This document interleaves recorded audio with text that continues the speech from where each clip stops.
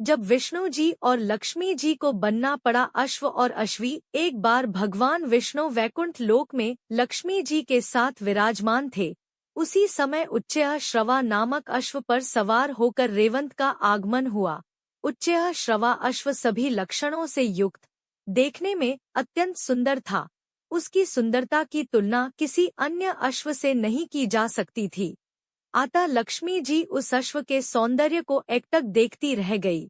जब भगवान विष्णु ने लक्ष्मी को मंत्रमुग्ध होकर अश्व को देखते हुए पाया तो उन्होंने उनका ध्यान अश्व की ओर से हटाना चाहा, लेकिन लक्ष्मी जी देखने में तल्लीन रही। भगवान विष्णु द्वारा बार बार झकझोरने पर भी लक्ष्मी जी की तंद्रा भंग नहीं हुई। तब इसे अपनी अवहेलना समझकर भगवान विष्णु को क्रोध आ गया और खीझंकर लक्ष्मी को शाप देते हुए कहा, तुम इस अश्व के सौंदर्य में इतनी खोई हो कि मेरे द्वारा बार बार झकझोरने पर भी तुम्हारा ध्यान इसी में लगा रहा, अतः तुम अश्वी हो जाओ।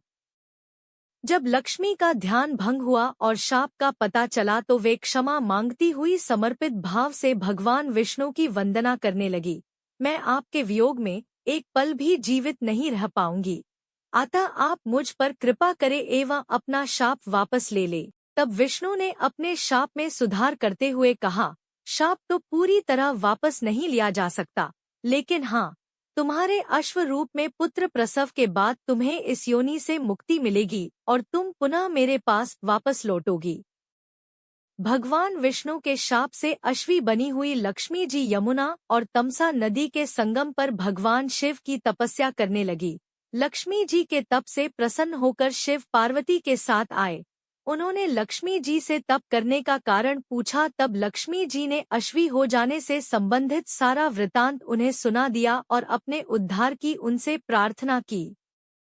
तब भगवान शिव ने कहा, देवी, तुम चिंता न करो, इसके लिए मैं विष्णु को समझाऊंगा कि वे अश्व रूप धारण कर तुम्हारे साथ रमण करे और तुमसे अपने जैसा ही पुत्र उत्पन्न करे ताकि तुम उनके पास शीघ्र वापस जा सको। भगवान शिव की बात सुनकर अश्वी रूपधारी लक्ष्मी जी को काफी प्रसन्नता हुई। उन्हें यह आभास होने लगा कि अब मैं शीघ्र ही शाप के बंधन से मुक्त हो जाऊंगी और श्री हरि विष्णु को प्राप्त कर लूंगी। भगवान शिव वहां से चले गए। अश्वी रूपधारी लक्ष्मी जी पुनः तपस्या में लग गई। काफी समय बीत गया, लेकिन भगवान विष्णु उनके समीप नहीं आए। तब उन्होंने भगवान शिव का पुनः स्मरण किया। भगवान शिव प्रकट हुए। उन्होंने लक्ष्मी जी संतुष्ट करते हुए कहा, देवी, धैर्य धारण करो, धैर्य का फल मीठा होता है। विष्णु अश्व रूप में तुम्हारे समीप अवश्य आएंगे। इतना कहकर भगवान शिव अंतर्धान हो गए। कैलाश पहुंचकर भगवान शिव विचार करने लगे कि विष्णु को कैसे अश्व बनाकर लक्ष्मी जी के पास भेजा जाए।